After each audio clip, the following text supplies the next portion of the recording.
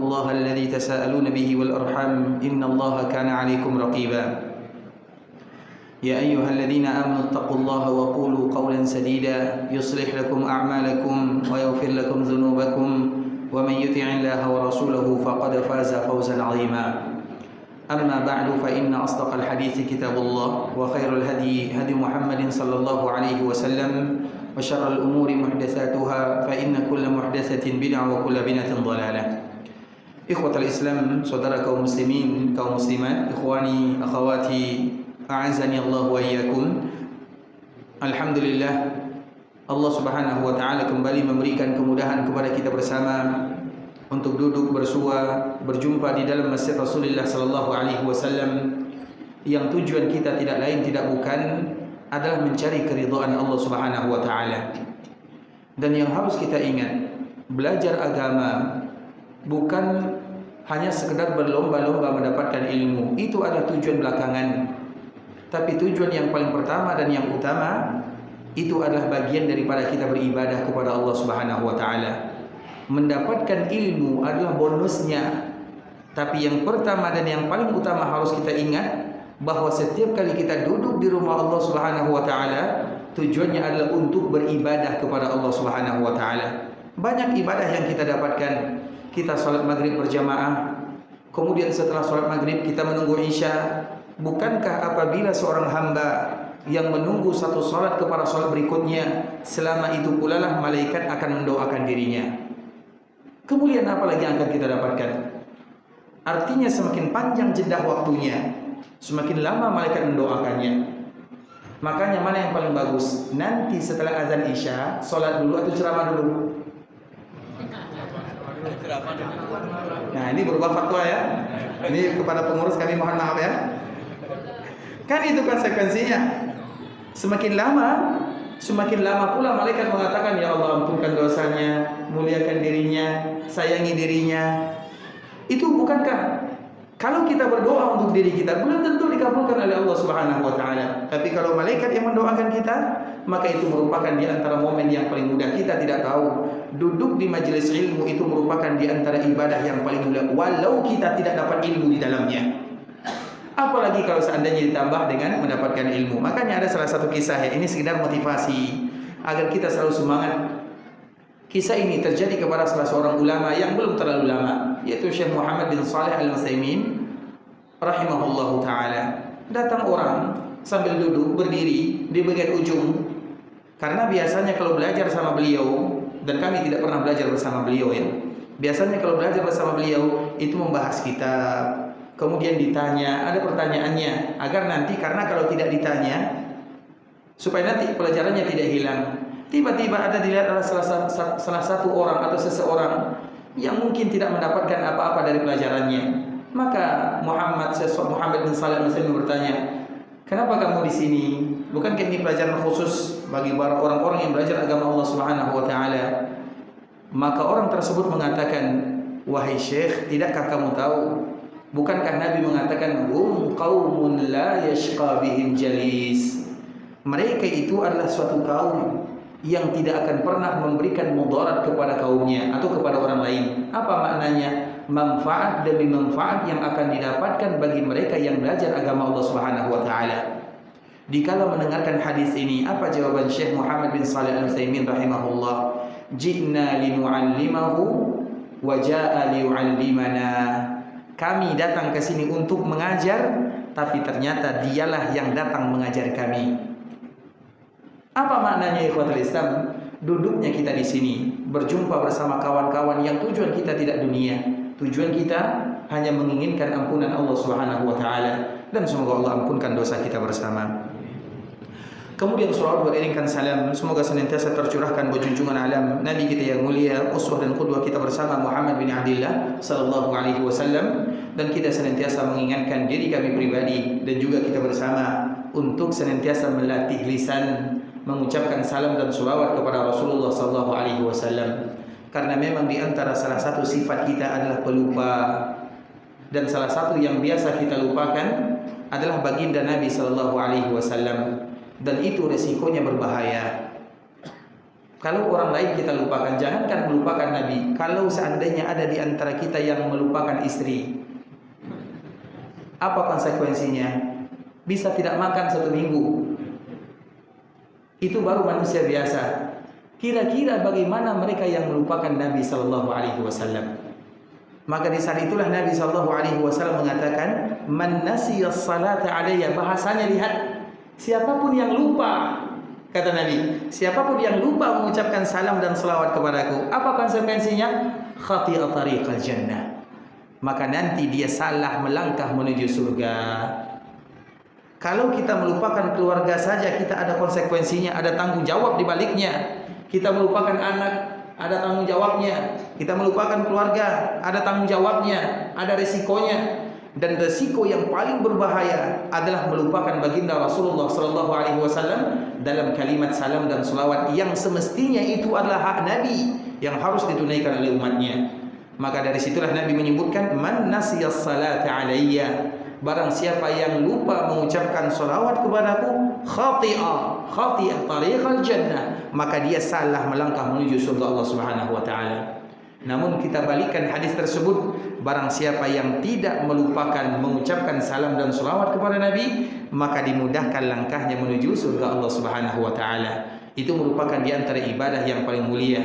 Agar kita terlatih mengucapkan salam dan selawat kepada baginda Nabi yang mulia. Kita tahu keutamaannya, tapi kita harus selalu saling mengingatkan satu dengan yang lainnya agar lisan kita senantiasa basah mengucapkan salam dan selawat kepada Rasulullah sallallahu alaihi wasallam. Allahumma salli ala Muhammad wa ala ahli baitihi wa ala azwajihi wa dhurriyyatihi kama sallaita ala Ibrahim wa ala ali Ibrahim innaka Hamidum Majid. Allahumma barik ala Muhammad wa ala ahli baitihi wa ala azwajihi wa dhurriyyatihi kama barakta ala Ibrahim wa ala ali Ibrahim innaka Hamidum Majid. Ikhwatul Islam, saudara kaum muslimin, kaum muslimat, ikhwani akhwati rahimani wa rahimakumullah. Pada kesempatan kali ini kita akan kembali melihat bagaimana orang-orang terdekat Rasulullah sallallahu alaihi wasallam bangganya dengan apa yang diajarkan oleh Rasulullah sallallahu alaihi wasallam, bagaimana mereka mulia di atas ajaran Nabi sallallahu alaihi wasallam. Karena kalau kita ingin mendapatkan kemuliaan, maka kita harus melakukan sebagaimana yang dilakukan oleh orang-orang yang mulia. Itu kaedahnya. Kalau kita ingin bahagia, lakukan sebagaimana yang dilakukan oleh orang yang bahagia. Dan siapa yang paling berbahagia? Rasulullah sallallahu alaihi wasallam. Kalau kita ingin mulia, maka lakukan apa yang dilakukan oleh orang-orang mulia. Maka itulah kaidah yang selalu disebutkan, tashabbahu bil kirami fa inna tashabbuha bil kirami falahu. Hendaklah kalian mencontoh orang-orang yang mulia, karena sekedar kalian mencontoh saja itu adalah sebuah keberuntungan. Dan orang yang paling mulia adalah sahabat Rasulullah sallallahu alaihi wasallam. Dan yang paling mulia lagi adalah mereka yang ada hubungan darah dengan Nabi sallallahu alaihi wasallam, keluarga Nabi sallallahu alaihi wasallam, sepupu Nabi sallallahu alaihi wasallam, menantu Nabi sallallahu alaihi wasallam, anak-anak Nabi sallallahu alaihi wasallam, semuanya adalah orang-orang yang paling mulia dan mereka adalah suri tauladan dalam kehidupan. Dan kita ambil salah satu contohnya ikhwatul Islam. Di antara salah satu contohnya adalah hadis yang disebutkan oleh sahabat Ali bin Abi Thalib radhiyallahu taala anhu. Kita tahu Ali bin Abi Thalib adalah orang yang paling dekat dengan Nabi karena memang beliau adalah anak angkat Nabi sallallahu alaihi wasallam. Paman Nabi yang kita kenal Abu Thalib. Abu Thalib itu adalah orang yang paling sayang kepada Nabi, namun dia adalah orang yang miskin. Tapi dia sangat sayang kepada Nabi sallallahu alaihi wasallam. Kemudian Abu Thalib ini dia memiliki anak yang sangat banyak sekali. Sehingga Nabi sallallahu alaihi wasallam dikala tumbuh, Nabi ingin membantu pamannya, membantu dengan harta tidak mungkin. Maka di antara salah satu bentuk Nabi membantu pamannya adalah dengan mengambil salah satu anaknya, dan itulah yang bernama Ali bin Abi Thalib radhiyallahu taala anhu. Karena kita tahu biasanya dalam sebuah keluarga ada yang diberikan kelebihan, ada yang tidak. Ada yang diberikan kelebihan secara materi, ekonomi, ada yang biasa-biasa. Dan bagaimanapun kita adalah satu keluarga, dalam kakak beradik, saudara-saudari, ada yang berlebih, ada yang tidak. Dan orang yang paling pantas mendapatkan kebaikan kita yang pertama adalah mereka yang ada hubungan nasab dengan kita, yang dikenal dengan rahim. Rahim itu Kalau kita sambung, maka Allah Subhanahu wa taala akan memuliakan kita dunia akhirat. Tapi kalau kita putuskan, maka berbahaya. Karena rahim itu mengadu kepada Allah Subhanahu wa taala. Dan rahim itu ikhwatul Islam, biasanya masalah yang ada itu antara rahim. Kalau kita ada masalah dengan orang lain, biasa. Karena dia bukan rahim kita. Tapi kalau kita ada masalah dengan rahim, itu berat. Dan siapa rahim? Rahim kita itu ayah dan ibu, saudara ayah, saudara ibu, saudari ayah, saudari ibu, saudara kita, saudari kita. Itu semuanya adalah rahim kita. Baik satu ayah ataupun satu ibu atau satu ayah satu ibu. Itu yang disebut dengan rahim. Di luar daripada itu disebut dengan saudara. Makanya Allah Subhanahu wa taala menyebutkan innamal mu'minuna ikhwah, bukan rahim. Sesungguhnya kaum mukmin bersaudara. Kita kalau ada kumpul acara, maka disebut dengan untuk menyambung tali silatul ukhuwah. Karena kita bukan rahim. Tapi kalau seandainya acara keluarga, kita, paman kita, bibi kita, tante kita, om kita, saudara-saudari kita, maka itu disebut dengan menyambung tali silatul rahim. Jelas sampai di sini perbedaannya antara rahim dengan saudara. Nah, orang yang paling pantas mendapatkan kebaikan kita bukan orang lain, tapi rahim kita. Kalau kita punya kelebihan harta, mereka yang pertama kali harus kita cari. Adik kita, saudara kita, paman kita, tante kita, bibi kita, itu yang harus pertama kali mendapatkan kebaikan. Kenapa demikian? Karena kalau kita berbuat baik kepada mereka, baik dari segi harta atau kebaikan yang lainnya, maka pahalanya double. Pahala dikala kita berbuat baik dan pahala dikala kita memperkuat tali silaturahim. Nah, salah satunya itu yang dilakukan oleh Nabi sallallahu alaihi wasallam. Nabi sallallahu alaihi wasallam tahu pamannya ini adalah orang yang paling berjasa kepadanya, itu adalah pamannya. Kemudian Abu Talib, dia punya anak yang banyak. Salah satu anaknya adalah Ja'far. Kemudian anak yang lain Ali bin Abi Thalib, belum lagi anak-anak yang lain. Maka di saat itulah di antara salah satu cara Nabi meringankan bebannya adalah mengambil Ali bin Abi Thalib. Jadi Ali bin Abi Thalib selain beliau adalah sepupu Nabi, beliau juga adalah anak angkat Nabi, yang mana nanti pada akhirnya beliau menjadi menantu Rasulullah SAW. Dan itu yang harus kita lakukan ikhwatul Islam. Kalau perlu cari menantu dari sekarang, dijaga, dirawat, kemudian kita didik. Dikala dia berhasil, menikah kamu dengan anakku, selesai. Iya atau tidak? Sulit kan? Tidak mudah ikhwatul Islam, sulit. Tapi itulah yang dilakukan oleh Nabi SAW. Nabi untuk meringankan pamannya, dijaga Ali bin Abi Thalib. Makanya kenapa dikala yang pertama kali beriman kepada Nabi siapa? Ali. Kenapa Ali? Karena Ali itu adalah anak angkat Nabi. Dia berada di rumah Nabi, dia tumbuh di rumah Nabi. Ketika Nabi mengatakan saya adalah utusan Allah, Ali yang pertama kali beriman. Ali itu umurnya masih kecil, tapi karena dia sudah dijadikan anak angkat oleh Nabi, bersama Nabi, tinggal bersama Nabi, Nabi menjaganya. Maka itulah alasannya kenapa Ali yang pertama kali beriman kepada Nabi dari kalangan anak-anak, karena memang beliau tumbuh bersama Nabi SAW. Dan kita tahu sampai dewasa pun, sampai remaja, sampai besar, pada akhirnya Nabi SAW menikahkan Ali dengan Fatimah. Dan pernikahan itu pernikahan yang indah ikhwatul Islam. Fatimah itu kita tahu putri yang paling dicintai oleh Nabi SAW. Bahkan Nabi mengatakan Fatimah bid'atun minni. Fatimah itu adalah darah dagingku, bagian daripada diriku. Siapapun yang membuat Fatimah bahagia, seolah-olah dia membuat aku bahagia. Siapapun yang membuat Fatimah bersedih, maka seolah-olah dia membuat aku bersedih. Makanya Ali bin Abi Thalib sangat sayang kepada Fatimah, karena apabila dia sayang kepada Fatimah, berarti dia sayang kepada ayahnya Fatimah, Muhammad bin Abdullah sallallahu alaihi wasallam. Fatimah itu wanita yang luar biasa. Dia itu lahir dari rahim seorang wanita yang luar biasa bernama Khadijah. Khadijah adalah pemimpin wanita, maka anaknya pun menjadi pemimpin wanita yang ada di dalam surga. Dan wajar yang demikian. Dan Fatimah itu betul-betul sayang Nabi SAW kepadanya. Karena satu-satunya yang tersisa dari keluarga Nabi adalah Fatimah. Anak Nabi yang laki-laki Abdullah, Qasim, Ibrahim meninggal. Anak Nabi yang perempuan Zainab, Ruqayyah, Ummu Kulthum meninggal. Satu-satunya yang tersisa adalah Fatimah. Sehingga kasih sayang Nabi kepada Fatimah tertuju kepadanya seorang sahaja. Nabi lain. Mana anak Nabi? Mana keluarga Nabi? Semuanya sudah meninggal. Maka wajar kalau seandainya Fatimah mendapatkan kemuliaan yang luar biasa. Nah, salah satunya ikhwatul Islam adalah ketika Fatimah ini dilamar. Jadi Fatimah itu sudah banyak yang melamar. Dilamar oleh Abu Bakar As-Siddiq. Apa jawaban Nabi? Wah ya Abu Bakar, dia masih kecil. Padahal Nabi menikah dengan Aisyah juga masih alasan biasa. Begitu juga dilamar oleh Umar, dia masih kecil. Ketika Abu Bakar yang melamar, bukan berarti Abu Bakar tidak mulia. Ingat itu baik-baik. Bukan berarti Umar tidak mulia. Akan tetapi ada tujuan Nabi SAW yang lain. Dan itu adalah hak Nabi, itu putrinya yang paling dicintai oleh Nabi SAW. Kemudian di saat itulah ada yang mengadukan kepada Ali bin Abi Thalib, seorang wanita pembantu keluarga Nabi SAW atau orang yang dekat dengan Nabi SAW yang dulu dimerdekakan. Dia berlari mencari Ali. Wahai Ali, wahai Ali, tidakkah kamu tahu kalau Fatimah ingin dilamar? Ali ingin melamar tapi malu kepada Nabi karena dia anak angkat Nabi. Kemudian wanita ini selalu mengatakan, Fatimah mau melamar, tidakkah kamu ingin menikah dengan Fatimah?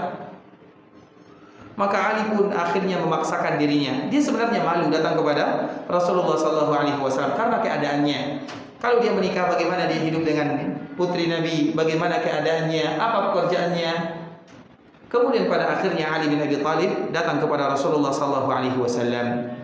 Nah, di saat itulah kedatangan Ali bin Abi Thalib itu adalah pertama kali Ali datang kepada Nabi dan dia tidak sanggup berbicara saking gugupnya. Padahal itu adalah ayah angkatnya. Kalau bahasa kitanya, dia tumbuh bersama Nabi SAW. Sudah satu keluarga, sepupu, ayah angkat, keluarga dekat. Tiba-tiba dalam masalah ini Ali bin Abi Thalib radhiyallahu ta'ala datang. Maka Nabi berkata, wahai Ali, apa yang menyebabkan kamu datang? Artinya kamu ingin apa? Maka Ali tertutup mulutnya, tidak bisa berkata-kata, gemetar kakinya, tangannya, badannya. Dan Nabi SAW adalah mertua yang terbaik. Nabi tahu apa tujuannya. Sehingga Nabi bertanya, apakah kamu ingin melamar Fatimah? Sehingga Ali tinggal mengatakan, mengatakan iya, tidak sanggup. Karena kalau orang sudah gugup, iya saja kemana-mana perginya. Iya, itu istilahnya. Gugup. Kalau tidak percaya silakan tampil maju ke depan. Kalau sudah gugup, hilang semuanya konsentrasi. Nah, ketika Nabi mengatakan yang demikian, diberikan isyarat. Artinya kalau ada nanti yang melamar putri kita, kalau dia tidak bisa berbicara, kita yang mengawali pembicaraan. Kasihan kepada pemuda. Dan itulah salah satu yang menyebabkan kenapa pemuda takut datang ke rumah kita. Iya atau tidak? Maka jadilah calon mertua yang terbaik, sebagaimana yang terbaik adalah baginda Rasulullah SAW terhadap keluarganya. Kemudian ikhwatul Islam, setelahnya ketika Ali mengatakan iya, coba bayangkan alangkah mudahnya pernikahan manusia yang termulia, Fatimah dengan Ali bin Abi Thalib, yang darinya lahir keluarga Nabi yang disebut dengan dzurriyyat. Tapi lihat bagaimana mereka dinikahkan oleh Nabi. Ketika dia mengatakan iya atau memberikan isyarat iya, maka Nabi mengatakan, apa maharmu wahai Ali? Ali mengatakan tidak ada. Memang seorang pemuda.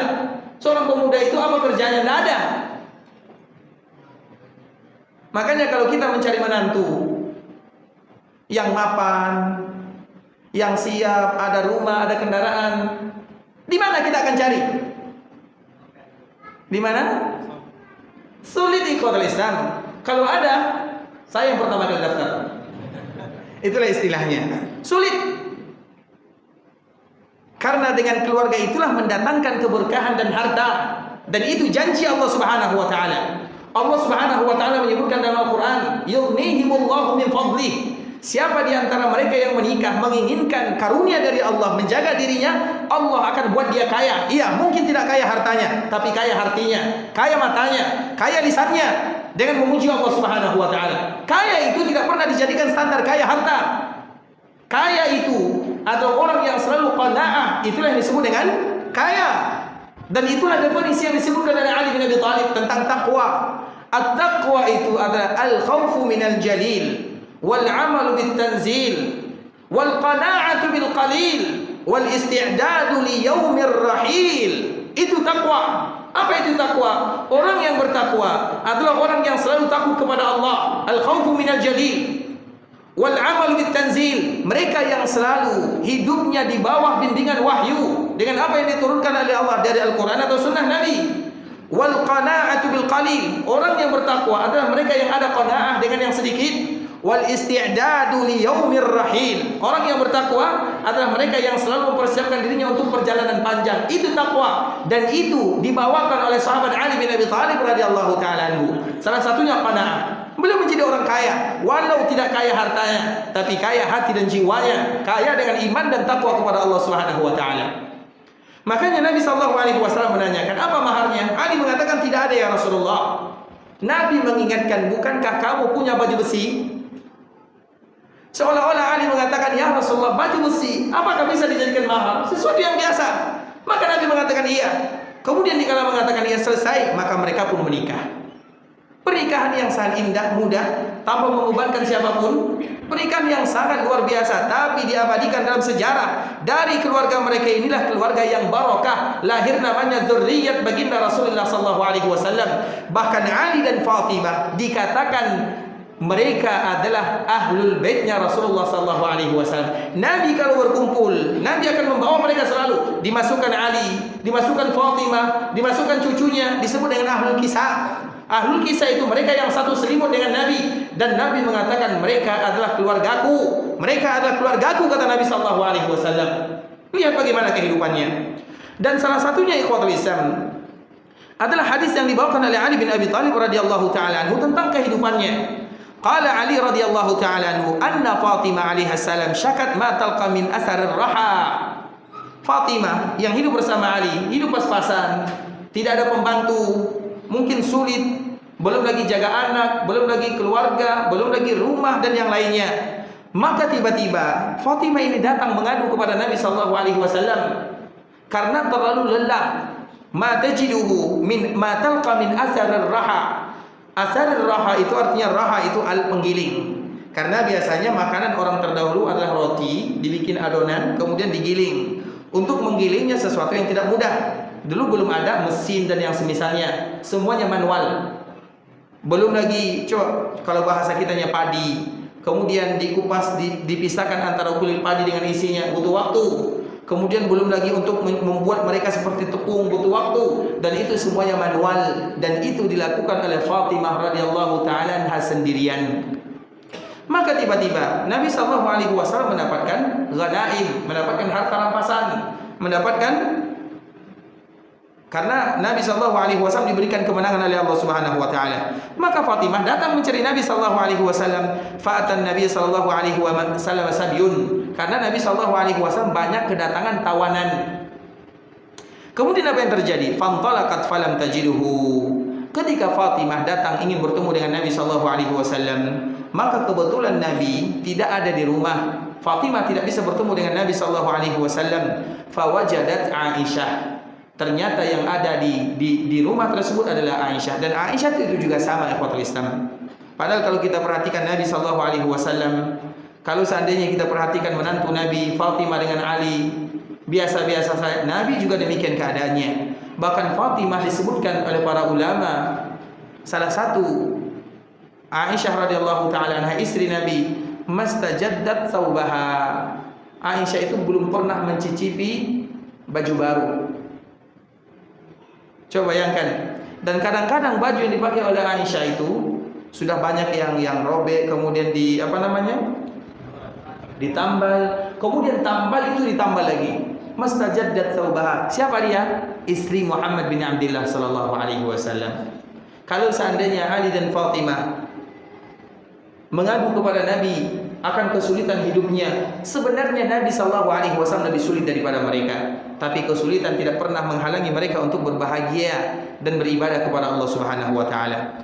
Tapi bagaimanapun ikhwatul Islam, kita lanjutkan kepada apa yang disebutkan oleh Ali bin Abi Thalib radhiyallahu taala anha. Fawajadat Aisyah, maka Fatimah bertemu dengan Aisyah. Fa akhbaratha. Kemudian Fatimah ini dengan Aisyah, karena bagaimanapun Aisyah itu adalah ibunya. Mana yang lebih tua, Aisyah atau Fatimah? Fatimah atau Aisyah? Kapan Fatimah lahir? Tentu tanggung jawab ya. Tak mungkin mengatakan Fatimah saja cukup selesai. Mana yang paling tua? Fatimah. Apa alasannya? Karena dia anak dari istri Nabi yang pertama. Apakah mesti kalau dia anak istri Nabi yang pertama harus lebih tua? Kan bisa jadi anak terakhir kan? Sama dengan anak terakhir kita, sama umurnya dengan cucu kita, ya kan? Bisa jadi umurnya lebih sama atau bahkan cucu kita lebih tua dari anak kita. Ada tidak seperti itu? Banyak. Nah, berarti jawabannya tertolak. Nah, tahibnya lain. Ada punya alasan yang lebih kuat? Mudah saja ikhwatul Islam. Aisyah menikah dengan Nabi berapa umurnya? Berapa tahun? Berapa? 6 atau 9? 6 atau 9? Yang angkat 9 angkat tangan. Yang angkat yang 6 angkat tangan. Satu saja yang 6. Enam atau 9? 6 ya. Nanti yang mau mengatakan 6 silahkan, yang 9 juga silahkan.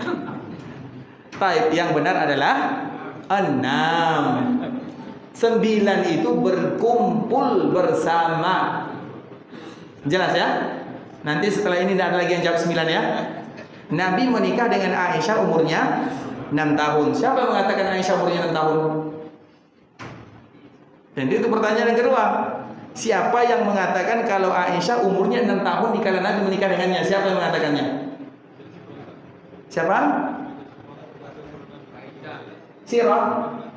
Sirah bisa jadi benar, bisa jadi salah. Siapa? Yang mengatakannya adalah Aisyah itu sendiri. Nabi menikahi diriku dan aku sitta sinin dan umurku 6 tahun. Ya, 6 tahun itu kecil atau besar? Wajar kita mengatakan kecil karena kita orang Indonesia, orang Mangkinang lagi. Kecil-kecil kan? Tapi kalau orang Arab jangan macam-macam. Makanya Imam Syafi'i paling marah ya. Pernah ya, ini cerita ya sambil ini. Jadi ada di Arab itu ada kantin apa bahasa kita kantin? Kedai, warung runcit lah istilahnya, kedai. Jadi ada orang Arab masuk, dilihat kalau bawang Indonesia sebesar apa? Sana sini kan? Kalau bawang Arab sebesar apa? Kemudian dia masuk, semuanya kecil-kecil. Bawang kecil, ini kecil. Dia pun mengatakan, oh aku tahu kenapa orang Indonesia kecil-kecil. Karena semua makanannya orang Arab itu ikhwatul Islam. Tidak semuanya ya, tapi secara khusus, terutama mereka yang tinggal di gurun pasir, itu tumbuh besar karena keadaan. Badannya itu fisiknya besar. Kenapa kita mengatakan demikian? Karena Aisyah, agar kita tidak ragu, karena Aisyah sebelum Nabi melamarnya sudah ada yang melamarnya. Apa maknanya? Berarti sudah pantas untuk kecuali kalau yang pertama kali Nabi melamarnya. Iya, tapi sudah ada yang melamar sebelum Nabi. Bisa dipahami? Artinya bukan Nabi yang pertama kali melamarnya.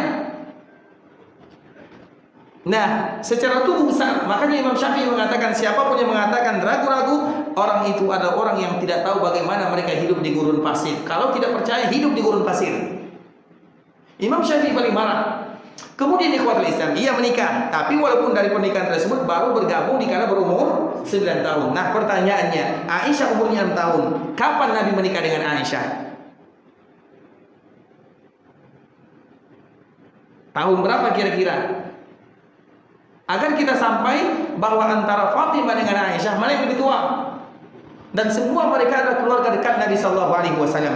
Yang satu anak Nabi, yang satu istri Nabi, dan semua mereka terkumpul dalam ahlul bait Nabi Sallallahu Alaihi Wasallam. Kapan Nabi menikah dengan Aisyah? Semua orang tahu setelah Khadijah meninggal. Apakah Aisyah yang pertama kali dinikahi oleh Nabi setelah Khadijah meninggal? Tidak, sudah ada sebelumnya. Siapa? Saudah. Setelah Saudah baru menikah dengan Aisyah. Kapan? Agar kita tahu nanti misalnya kalau kita jawab kita kurang 6 tahun. Agar kita tahu kapan Aisyah lahir. Kapan? Macam mana kita nih? Istri Nabi pun tak tahu. Istri Nabi kan? Ini bukan orang lain. Berdosa loh kalau tidak tahu. Istri Nabi, wanita yang paling dicintai oleh Nabi sallallahu alaihi wasallam. Kurang lebih pada tahun ke-12 dari kenabian. 11 atau 12 dari kenabian. Artinya 1 tahun atau 2 tahun sebelum Nabi hijrah ke kota Madinah. Karena Nabi bergabung dengan Aisyah pada tahun kedua Hijriyah. Baru satu rumah. Sebelumnya tidak satu rumah, hanya setelah menikah saja. Artinya anggaplah tahun 12, anggaplah tahun 12 dikurangi 6. 12 kurang 6 berapa? 6. Berarti Aisyah lahir pada tahun ke-6 Hijriyah. 6 kenabian. Berarti Aisyah lahir pada tahun ke-6 kenabian. Fatimah sudah lahir atau belum? Sudah. Agar kita tahu ternyata yang lebih tua itu adalah Fatimah radhiyallahu taala anha. Jelas sampai di sini ya? Kemudian ikhwatul Islam, saudara kaum muslimin, biasanya Fatimah dengan Aisyah itu sesuatu yang akrab, biasa-biasa di antara mereka. Antara ibu, sebenarnya status sosial mereka antara ibu tiri dengan anak tiri. Ibu tiri ya, ibu tiri dengan anak tiri. Tapi mereka banyak punya cerita yang sangat indah antara Fatimah dengan Aisyah karena mereka ini sama-sama mulia. Tapi kalau kita bandingkan siapa di antara mereka yang paling mulia?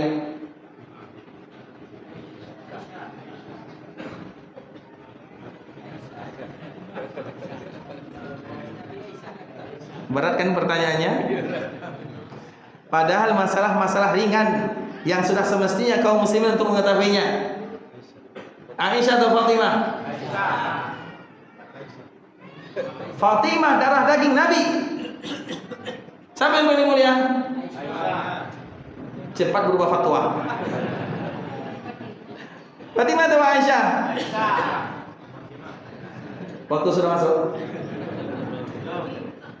Berapa menit lagi? 1 menit. 1 menit cari internet. Kita tunggu sambil orang azan. Barakallahu fikum wa jazakumullahu khairan. Gak mungkin ilmu bonus selalu gratis kan? Gak mungkin kan? Sesekali cari sendiri.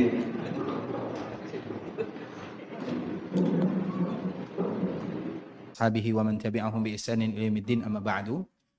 Ikhwatul Islam, saudara kaum muslimin, kaum muslimat, ikhwani, akhwati rahimani wa rahimakumullah. Kita akan menyambung sedikit pembahasan kita tentang hadis ini. Kita lanjutkan apa yang disebutkan oleh Aisyah atau Fatimah radhiyallahu taala anha. Fawajadtu Aisyah fa akhbartuha. Maka aku pun dikala mencari Nabi sallallahu alaihi wasallam, aku tidak menemukan Nabi, tapi aku berjumpa dengan Aisyah. Kemudian aku pun memberitahukan bagaimana keadaan kami. Falamma jaa an-nabiy sallallahu alaihi wasallam akhbarathu Aisyah bimaji'i Fatimah. Ketika Nabi pulang ke rumah, maka Aisyah mengatakan, "Ya Rasulullah, tadi Fatimah datang." Dan Nabi sangat sayang kepada Fatimah radhiyallahu taala anha. Nabi kalau berjumpa dengan Fatimah seolah-olah mendatangkan energi baru, dan Nabi sangat cinta kepada Fatimah. Dan itu merupakan banyak pelajaran kepada kita bersama bahwa anak perempuan disebut dengan mu'nisat. Anak perempuan itu di antara nama lainnya di dalam hadis Nabi adalah mu'nisat, mereka yang senantiasa mendatangkan kerukunan, kedamaian kepada kita bersama. Maka di dalam agama Islam tidak boleh dibedakan ini anak laki-laki, ini anak perempuan, yang laki-laki dilebihkan, yang perempuan tidak. Itu tidak boleh demikian. Bahkan masalah pemberian selama kita masih hidup, kita harus adil kepadanya. Kalau kita sudah meninggal, maka yang kita tinggalkan warisan, baru dibedakan. Lizzakari mislu hazzil unthayain. Untuk yang laki-laki 2 bagian daripada yang perempuan, tapi itu warisan. Sedangkan pembagian tidak. Karena 1 rupiah kita bedakan antara laki-laki dan perempuan, kita akan ditanya di hadapan Allah Subhanahu wa taala. Masalah pemberian harus diberikan semuanya. Kemudian, dikala Nabi mengetahui bahwa Fatimah datang dan dia tidak ada di rumah, maka Nabi langsung pergi ke rumah Fatimah radhiyallahu taala anha. Apa yang terjadi? Waqad akhadna madaji'ana. Ketika Nabi datang, maka kami sudah duduk di atas tempat tidur. Artinya kami ingin beristirahat. Setelah Isya tentunya, kami ingin beristirahat. Fatimah dengan Ali radhiyallahu taala anha. Nabi duduk atau Nabi masuk. Kemudian dikala Nabi masuk, Nabi duduk di antara keduanya. Ini Ali, adalah sepupunya, menantunya, anak angkatnya. Ini Fatimah, orang yang paling beliau sayangi. Nabi duduk di antara keduanya. Kemudian apa kata Fatimah radhiyallahu ta'ala anha? Faqa'ada bainana hatta wajadtu burda qadamaihi ala sadri. Nabi duduk di antara kami berdua sampai-sampai aku mendapatkan dinginnya kaki Nabi di dadaku. Artinya memberikan energi positif kepada Fatimah radhiyallahu ta'ala anha. Kaki Nabi yang dingin dirasakan oleh dada, artinya badannya Nabi sallallahu alaihi wasallam. Oleh karena itulah ikhwatul Islam, terutama bagi kita yang punya anak perempuan, contoh Nabi sallallahu alaihi wasallam, bagaimana sayangnya Nabi, bagaimana cintanya Nabi sallallahu alaihi wasallam kepada Fatimah, dan itu merupakan di antara hikmah yang luar biasa kenapa Nabi punya anak perempuan, agar siapapun di antara kita yang punya anak perempuan jangan dinomor sekiankan mereka, karena merekalah yang memberikan inas mu'nisat kepada kita dalam kehidupan. Kemudian ikhwatul Islam, apa lagi yang terjadi? Maka Nabi SAW mengatakan kepada Fatimah, wahai Fatimah, tadi kamu datang ke sana, kamu mengatakan ini. Maka Fatimah mengatakan, iya ya Rasulullah.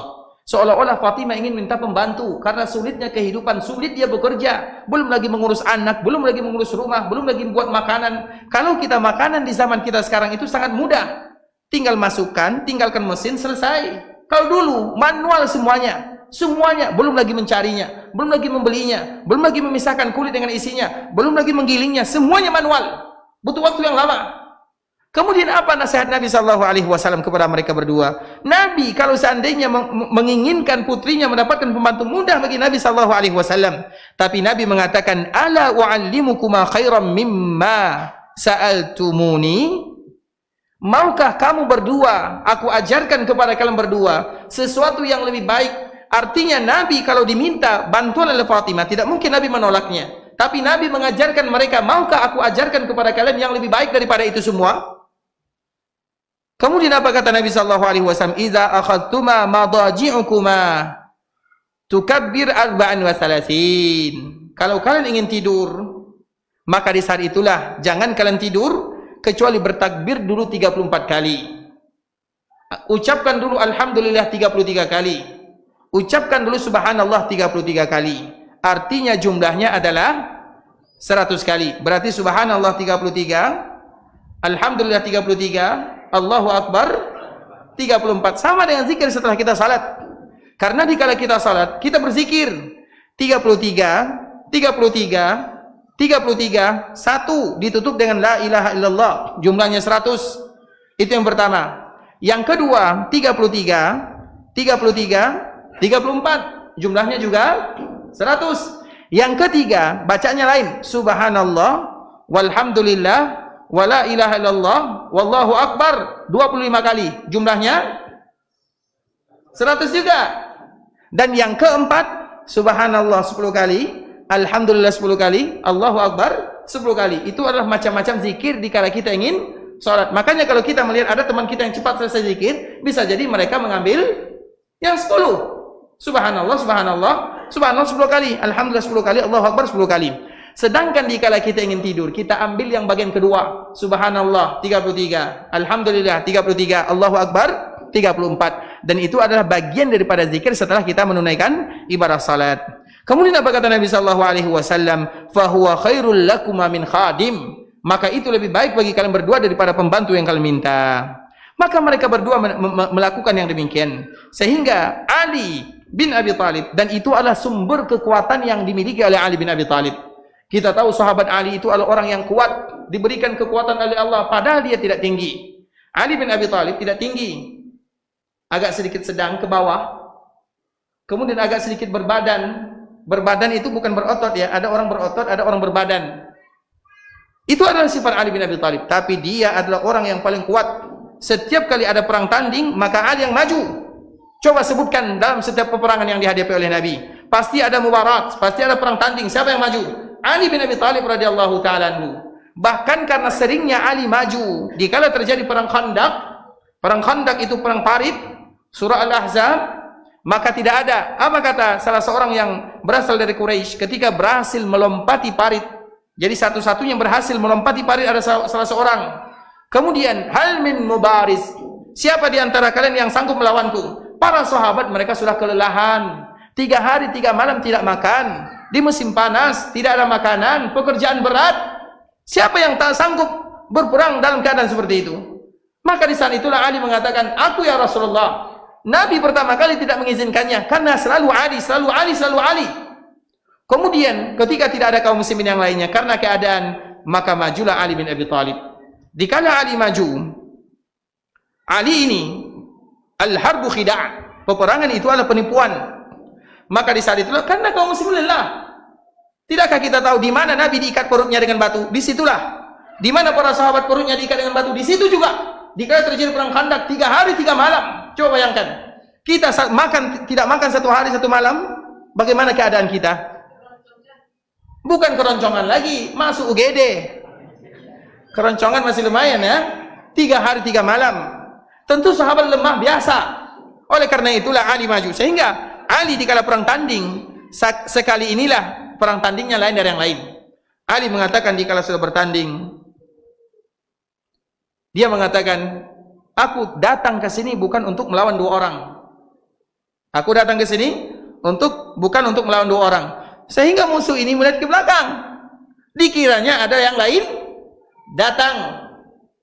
Maka dikala dia menoleh, di saat itulah Ali memanfaatkan kesempatan. Selesai. Paham? Al-harbu khida'ah. Peperangan itu adalah tipu daya. Karena keadaan yang membuat demikian. Parit yang digali itu bukan 1 kilo, 5 kilo. Dengan alat manual, dengan cangkul, coba bayangkan. Kita dengan alat bantu pun itu sudah sulit bagi kita untuk melakukan yang demikian. Bagaimana kalau seandainya demikian keadaannya? Itu adalah sumber kekuatan Ali bin Abi Thalib. Bahkan Ali bin Abi Thalib, dikala terjadi Lailatul Siffin. Kita tahu Siffin.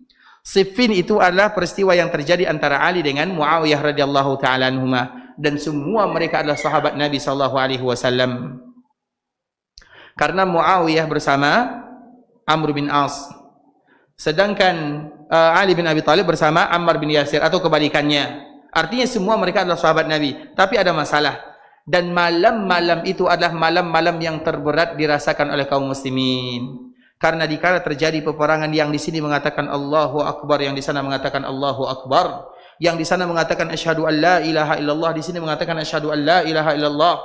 Di sana mengatakan asyhadu anna Muhammadar Rasulullah, di sini mengatakan asyhadu anna Muhammadar Rasulullah. Berat bagi sahabat Nabi, tapi itulah yang disebut dengan fitnah. Malam-malam yang paling berat. Dikala mereka dikuburkan, Ali menguburkan semua yang meninggal dan dia mendoakan semua mereka yang wafat di sana. Walau terjadi fitnah yang luar biasa. Terlepas daripada itu semua, malam-malam Siffin adalah malam-malam yang terberat dilalui oleh Ali bin Abi Thalib.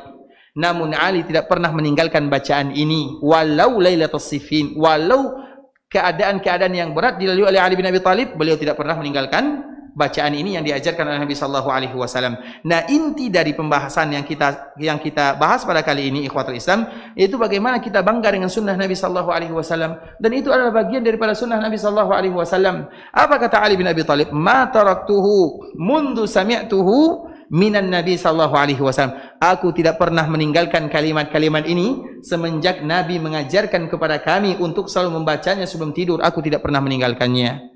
Kalau kita sebelum tidur, apa yang kita lakukan? Main handphone, melihat apa yang bisa kita lihat, televisi dan yang semisalnya. Kalau kita ganti dengan kalimat-kalimat ini, maka di saat itulah Allah berikan kemudahan, dan di antara salah satu kemudahan itu mudah tidur. Karena tidur itu di antara salah satu nikmat yang sangat berharga bagi orang-orang yang beriman kepada Allah Subhanahu wa taala. Karena tidak semua orang bisa tidur. Makanya tidur itu adalah bagian daripada nikmat yang luar biasa, dan di antara salah satunya adalah doa yang tadi diajarkan oleh baginda Rasulullah sallallahu alaihi wasallam. Ikhwatul Islam, saudara kaum muslimin, kaum muslimat, ikhwani akhwati rahimani wa rahimakumullah. Kita tidak berlama-lama ya, sampai di sini pembahasan yang bisa kami jelaskan. Semoga memberikan manfaat walau sedikit yang bisa kita sampaikan. Sekarang kita buka sesi tanya jawab. Kalau seandainya ada yang ingin bertanya, maka kami persilahkan. Jazakumullahu khairan. Baik. Apa?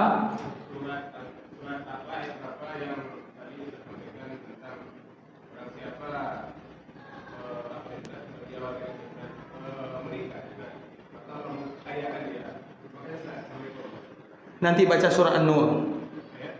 Ayo cari sendirilah. Ya? Surat apa namanya? Surah An-Nur, ya? Cari sendiri. Baik. Ustaz nggak diizinkan bertanya Ustaz ya. Malu kita Ustaz, kami Ustaz. Tak silakan Ustaz. Kami malu menjawabnya Ustaz. Nanti takut salah Ustaz. Ustaz. Ini Ustaz. Ada ungkapan bahwa menghafal Quran itu kalau tidak paham artinya maka itu adalah kesalahan. Apakah ini benar atau tidak? Baik, barakallahu fikum. Kalau kita menghafal Al-Quran kemudian tidak paham maknanya, maka apa Ustaz? Tidak kesalahan. Itu adalah bagian daripada kesalahan di kala menghafal Quran namun tidak paham maknanya. Ikhwatul Islam, kita harus tahu di kala kita belajar agama, kita sudah kalah start. Apa makna kalah start? Sebahagian kaum muslimin bahasa Al-Quran itu diturunkan kepada orang-orang Arab. Makanya sebahagian ungkapan yang bisa dicari makna sendiri, orang yang tidak pandai bahasa Arab tidak masuk surga.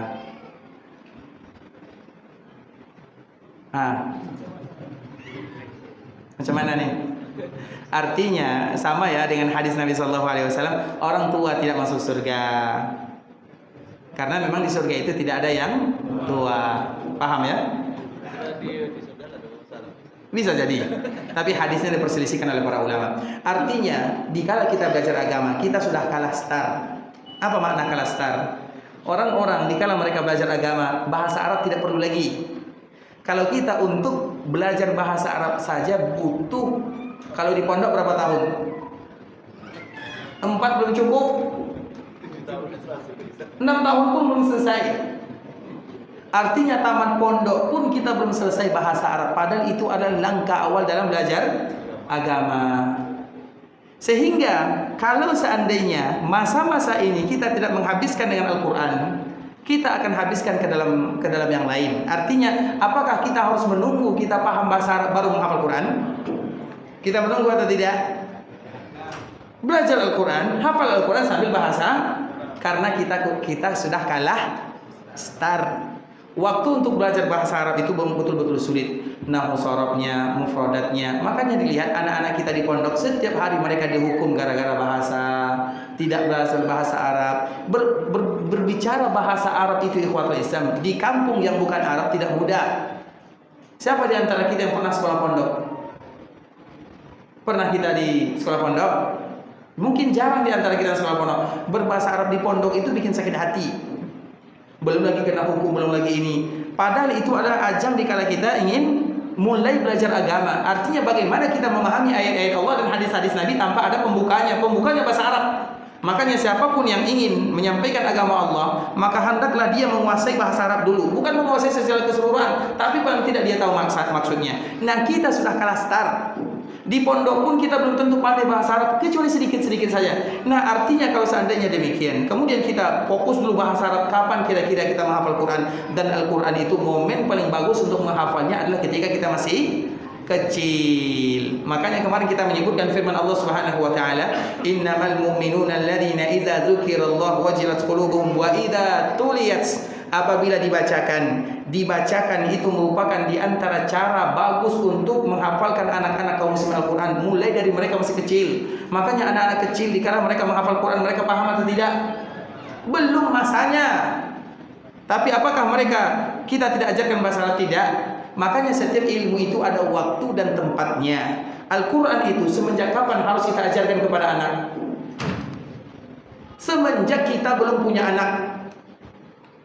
Paham maksudnya?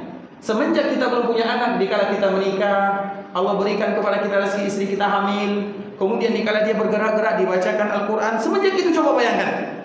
Kemudian nanti dikala dia lahir, dengarkan Al-Quran, dia sudah paham bahasa Arab? Tidak. Dan Al-Quran itu mudah. Makanya orang yang menghafal Al-Quran dianjurkan memahaminya, iya tidak salah.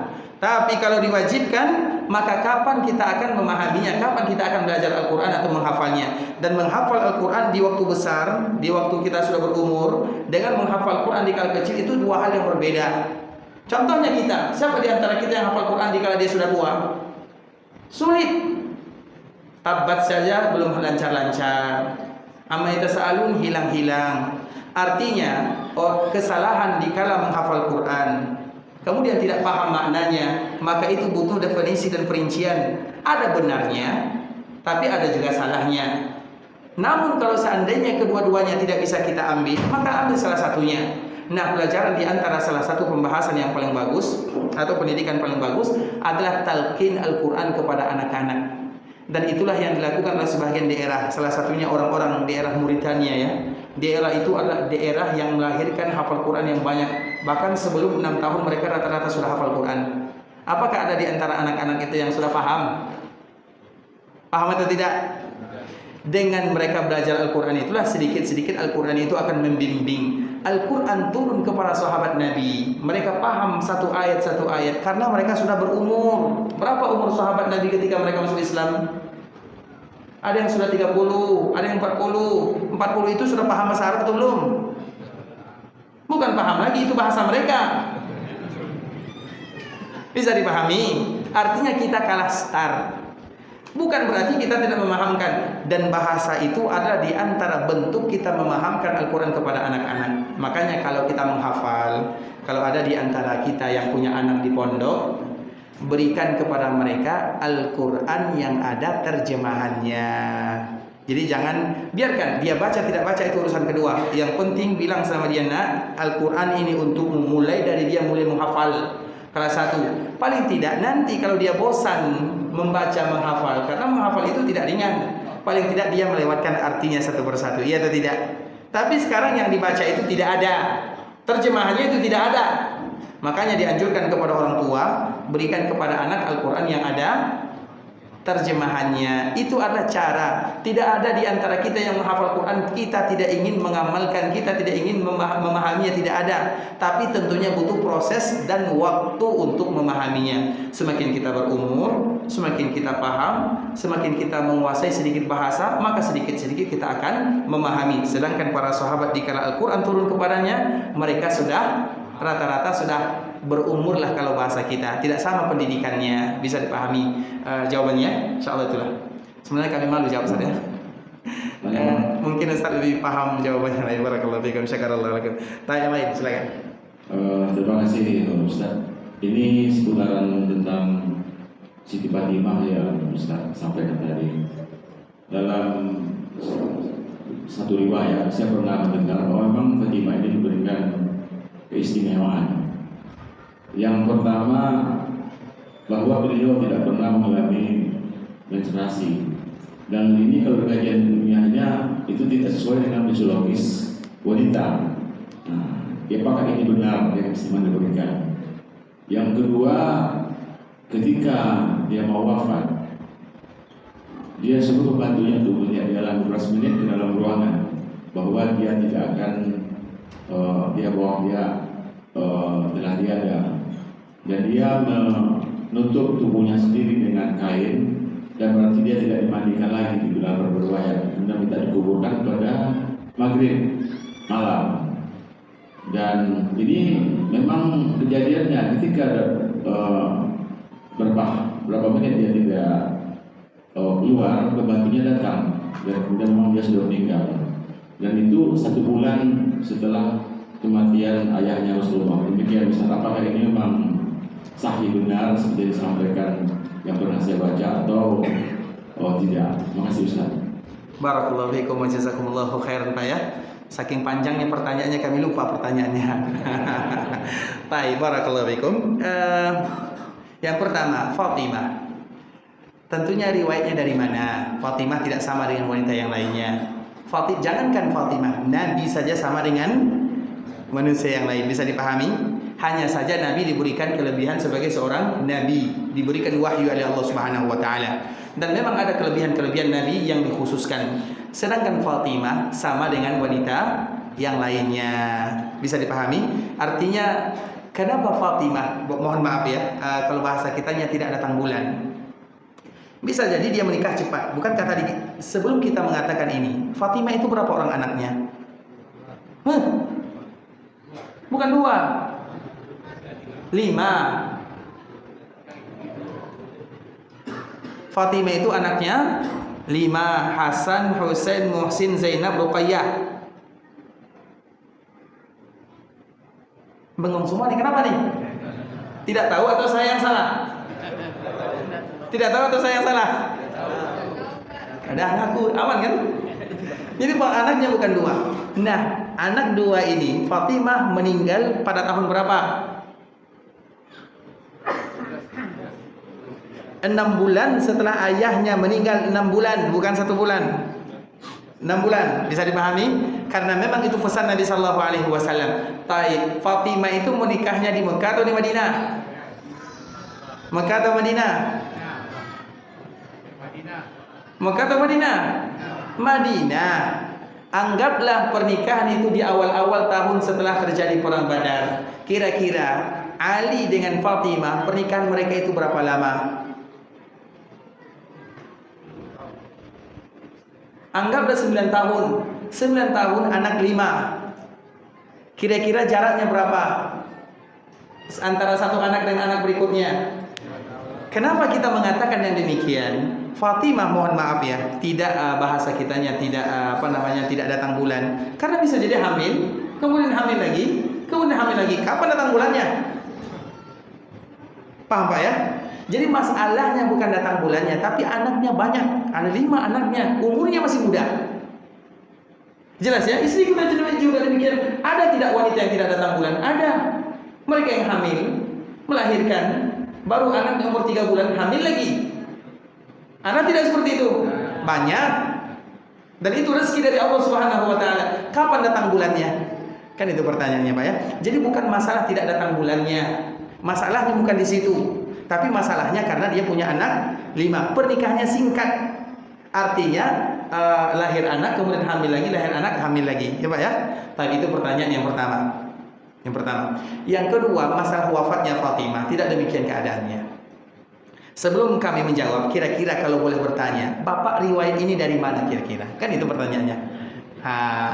Kalau boleh dijawab. Kalau riwayat ini dari berapa sumber Pak? Saya baca. Kira-kira dari mana? Biar nanti kita cari. Dari kitabnya Buya Hamka kalau nggak salah, pernah juga saya baca. Betul, kalau tidak salah atau nggak salah? Kan itu pertanyaannya. Kalau tidak salah atau salah? Bukan satu. Silakan, tidak bukan masalah. satu riwayat. Silakan ya. Jadi mungkin yang lebih mendekati ini, dia berpesan dikuburkan diminta di malam hari. Baik. Nah, kemudian dia meninggal. Itu dia masuk sendiri ke kamar dan pembantunya sekitar sekian menit tolong lihat saya. Itu aja pesannya. Baik, barakallahu. Fatimah meninggal agar kita tahu dikala Nabi wafat maka Fatimah pun mulai sakit-sakitan. Kenapa Fatimah sakit?